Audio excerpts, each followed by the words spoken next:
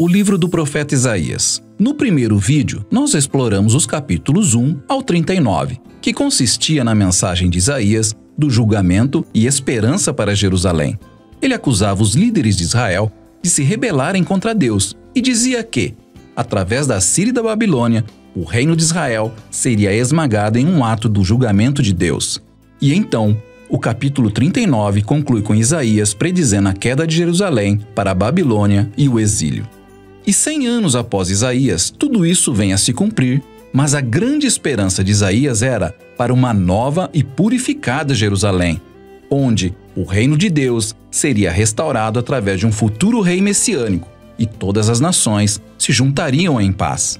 E então, o capítulo 40 em diante exploram essa grande esperança.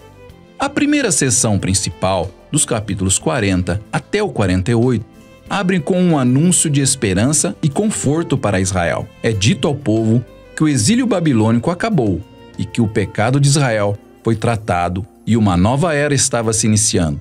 Eles deveriam retornar para Jerusalém, onde o próprio Deus traria seu reino e todas as nações veriam sua glória. Agora, paremos por um momento, porque esse anúncio inicial levanta uma grande questão que é: quem está dizendo tudo isso? De quem é a voz que estamos ouvindo essas palavras de esperança?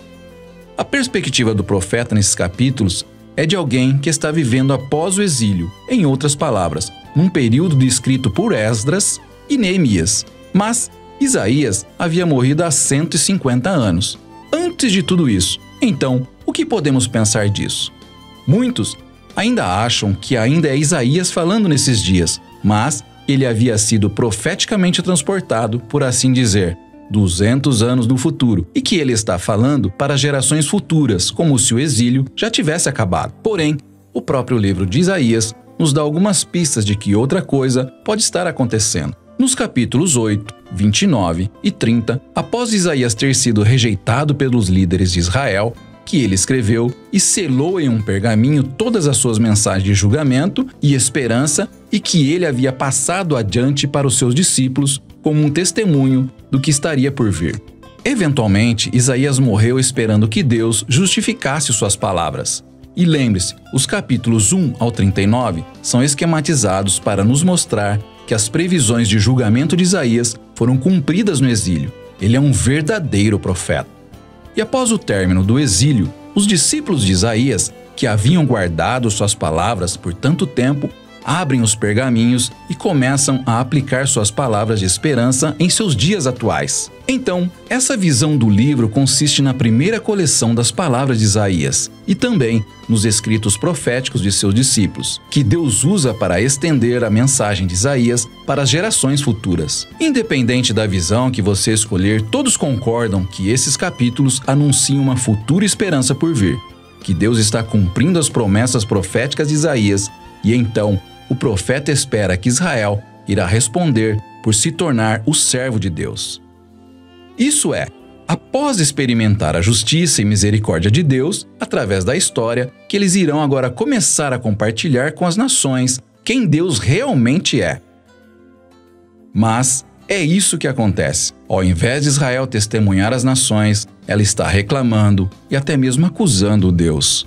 Eles dizem: o Senhor não prestou atenção ao nosso problema e, de fato, está ignorando nossos chamados.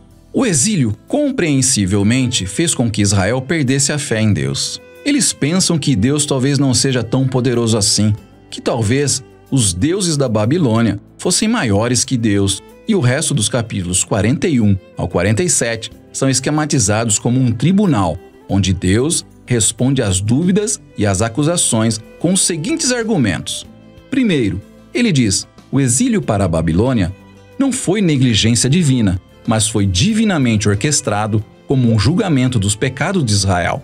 E segundo, foi para o bem de Israel que Deus levantou a Pérsia para conquistar a Babilônia, para que eles pudessem retornar para casa, cumprindo as palavras de Isaías. Então, a conclusão certa de que Israel deveria ter é de que Deus é o rei da história e não os ídolos das nações. Na queda da Babilônia e na ascensão do rei da Pérsia, Ciro, Israel deve ver a mão de Deus trabalhando e então se tornar o servo, contando às nações quem ele é.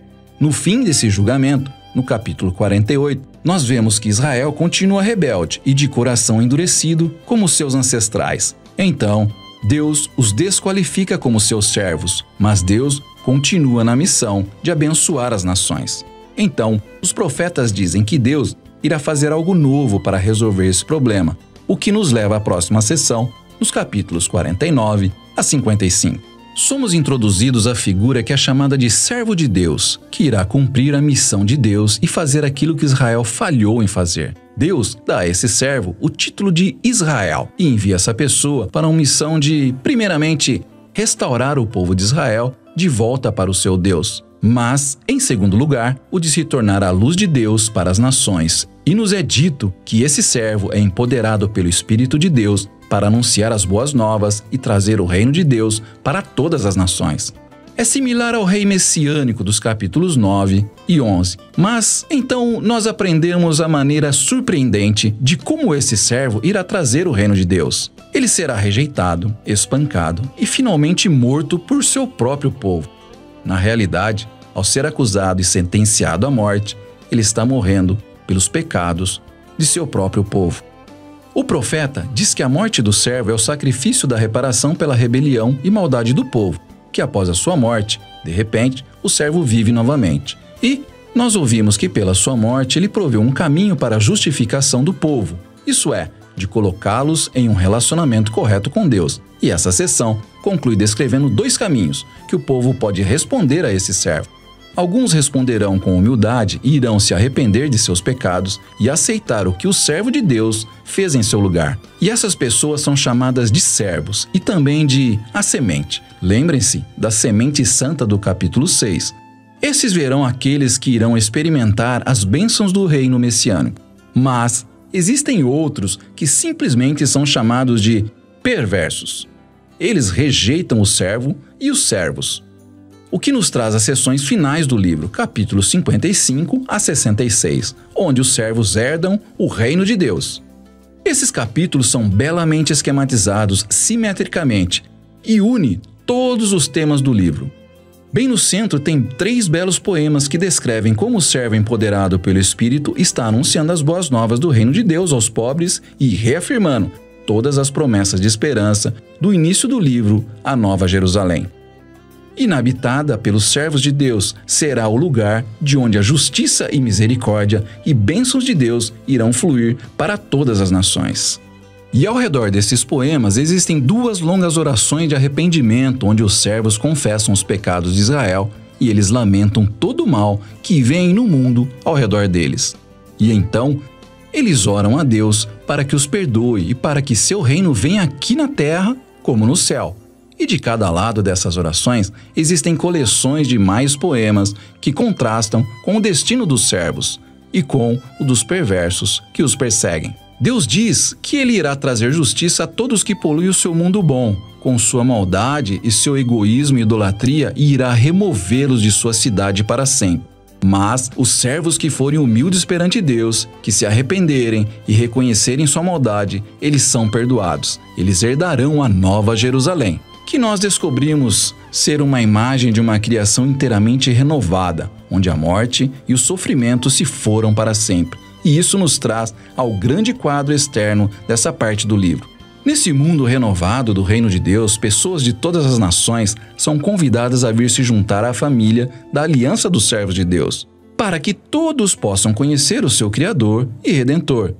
E então o livro de Isaías termina com essa grande visão de realização de todas as promessas da aliança de Deus, através do sofrimento do rei servo.